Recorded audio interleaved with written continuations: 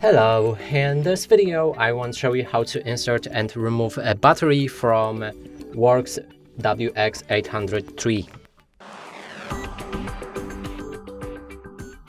To do this, first we'll need to take a battery and then align it from this side with the slot for the battery and just slide it into the rails. It doesn't go like this, you need to slide it in like so. And now we've properly inserted the battery. In case you want to remove it, you can click on this button right here. And also I should note that there's a power button and it should look like this before you insert the battery, otherwise it will instantly start grinding and you might get hurt. And that's it for this video. Hope you like it. Please consider subscribing to our channel, leave a like and a comment below.